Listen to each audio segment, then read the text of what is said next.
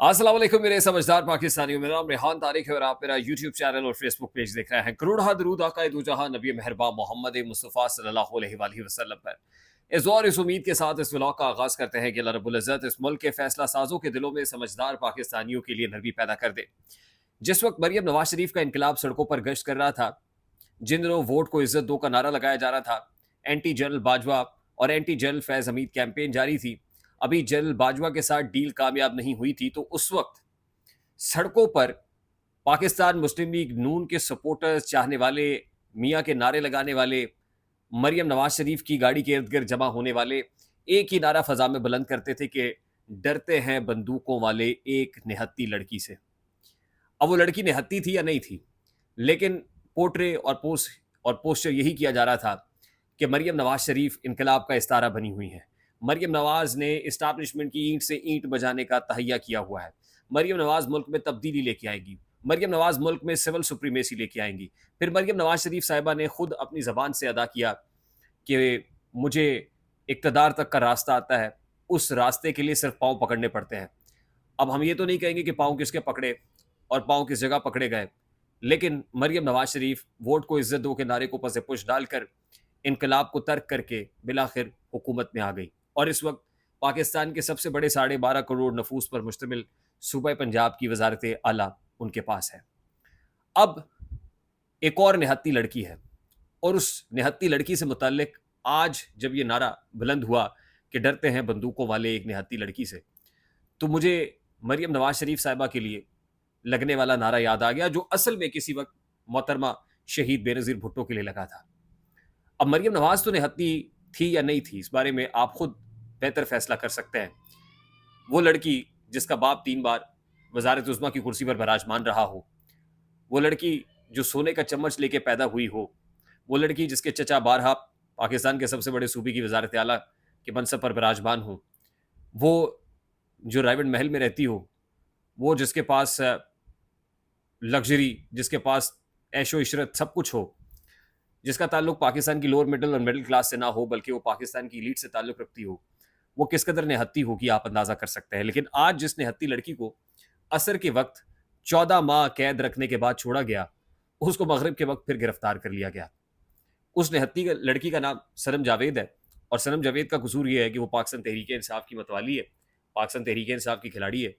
कप्तान का यानी कप्तान के लिए नारे बुलंद करना, कप्तान के लिए कैंपेनिंग करना, कप्तान के लिए निकलना, ये उसका कसूर है।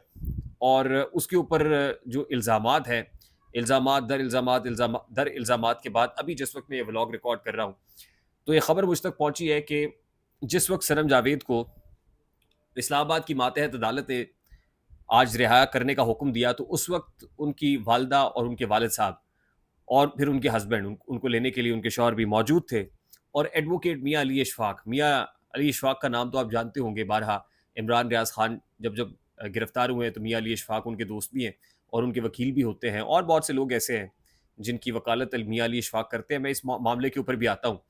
लेकिन हमने देखा कि मियाँ अली इशफाक अपनी गाड़ी में बैठा के उनकी वालदा, उनके वालिद को और उनके हस्बैंड को लेके जा रहे हैं। वो तस्वीर भी सामने आ जाती है और फिर एक घर से निकलते हैं इस्लामाबाद से कि देखते हैं कि सामने पुलिस फिर गिरफ्तार करने के लिए मौजूद है। अब जो पुलिस गिरफ्तार करने के लिए आई, उस पुलिस के पास ना तो अरेस्ट वारंट थे, ना ही गिरफ्तारी का कोई जवाज़ था। लेकिन एडवोकेट मियाँ अली इशफाक मुकालमा करते हैं कि आप लेने के लिए आए हैं, हम बिल्कुल रेजिस्ट नहीं करेंगे, आप सनम जावेद को लेके जहाँ लेके जाना चाहते ले जाएं, हम आपसे पूछेंगे भी नहीं कि क्यों आए हैं। अरेस्ट वारंट भी नहीं थे। और अभी जिस वक्त मैं ये व्लॉग रिकॉर्ड कर रहा हूँ, तो मुझ तक जो खबर पहुंची है वो ये है कि वफाकी हुकूमत की जानिब से सोच विचार की जा रही है कि सनम के ऊपर कौन सा मुकदमा डाला जाए, कौन सी FIR का इंदराज हो। और उसके साथ साथ ये भी प्लान किया गया, किसी कहने वाले ने यह भी कहा कि नैब का केस बना दे। फिर सोचा गया कि नैब का क्या केस बनाएंगे सनम के अगेंस्ट। अब जाहिर है एक केस तो वो है जो सच में नैब का केस है और मरियम नवाज के अगेंस्ट है, जो नवाज शरीफ के अगेंस्ट है, शहबाज शरीफ और आसिफ जरदारी के अगेंस्ट है, अभी भी चल रहा है। वो नैब का केस अभी भी चल रहा है। यानी नैब का एक केस आपने इमरान खान साहब के ऊपर नैब पार्ट 2 डाला है, 7 घड़ियों का केस डाल दिया है, लेकिन एक केस अभी भी बंद नहीं हुआ अगेंस्ट नवाज शरीफ, आसिफ जरदारी, मियाँ नवाज शरीफ, मरियम नवाज। वो चल रहा है, वो ओपन नहीं हुआ, लेकिन इमरान खान को नैब पार्ट 2 के अंदर गिरफ्तार कर लिया गया है।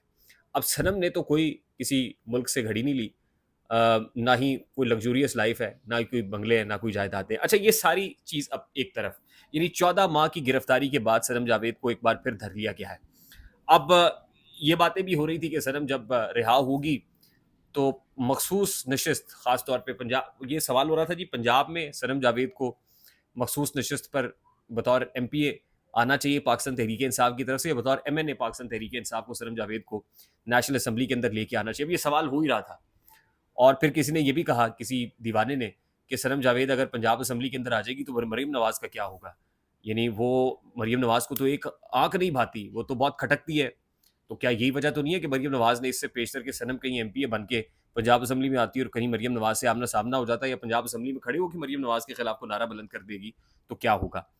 پھر کچھ کانٹروورسیز اور معاملہ کچھ ایسا بھی ہے کہ صنم جاوید کو اچھے وکیل، اچھی جگہ پہ، یعنی جیل کے اندر سہولیات، کچھ آسائشیں، اس کے پیچھے کیا ہے؟ یہ وہ آسائشیں جو طیبہ راجہ کو، جو ان کی اور خواتین ہیں پاکستان تحریک انصاف کی، جن کو نہیں مل سکی، وہ صنم کو کیسے مل رہی ہیں؟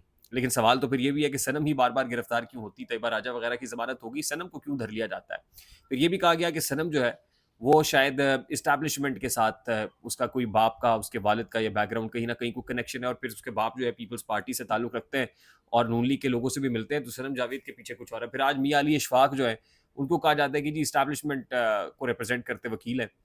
پھر آج فواد چودھری کی اہلیہ ہیبا فواد جو ہے وہ اس وقت موجود تھی جس وقت صنم کو گرفتار کیا گیا. اس وقت پاکستان تحریک انصاف کی کوئی عمر ایوب، بیرسٹر گوہر یا مین اسٹریم لیڈرشپ سے یا کوئی اور تو نہیں تھا جو صنم کو اون کرے یا صنم کی رہائی کے اوپر موجود ہوں. یہ لوگ موجود تھے.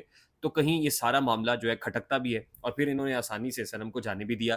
تو کیا وجہ ہے اس کے؟ کیا بنیادی وجہ؟ اور پھر ایک اور سٹیٹمنٹ جو پچھلے دنوں جرنلسٹ ہے منی فاروق صاحب نے ایک شو کے اندر دیا. وہ کہتے ہیں کہ صنم جاوید کو اس لیے نہیں چھوڑا جا رہا، یا اس لیے صنم جاوید کے اوپر سختی ہے کہ گرفتاری جس وقت صنم جاوید کی ہوئی تھی، تو گرفتاری کے وقت صنم جاوید نے سپاہی سے chief of the army staff general Asim Munir کے اہل خانہ سے متعلق کچھ چبھتے ہوئے سوالات کیے تھے.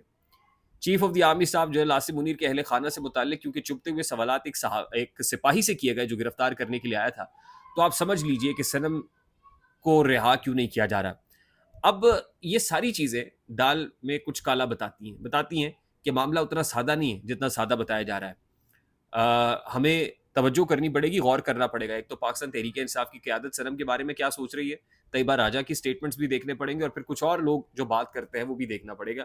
اور پھر منی فاروق صاحب سے at this point in time یہ سٹیٹمنٹ انہوں نے خود کہا ہے، انہوں نے کسی کو سنا ہے، اسے سپاہی نے آ کے منی فاروق صاحب کو بتایا ہے، یا کس نے کہا ہے؟ تو یہ سارا معاملہ اتنا سادہ نہیں ہے جتنا سادہ بنایا جا رہا ہے یا دکھایا جا رہا ہے. آئی ہوپ میری بات آپ تک پہنچی ہوگی. اگر پہنچ جائے تو ویڈیو کو لائک اور شیئر کرنا مت بھولیے گا. چینل پہ نئے تو چینل کو سبسکرائب کر لیجیے گا، بیل آئیکن ضرور دبائیے گا. مجھے ریحان طارق کو اجازت دیجیے، اپنا بہت سارا خیال رکھیے گا. السلام علیکم.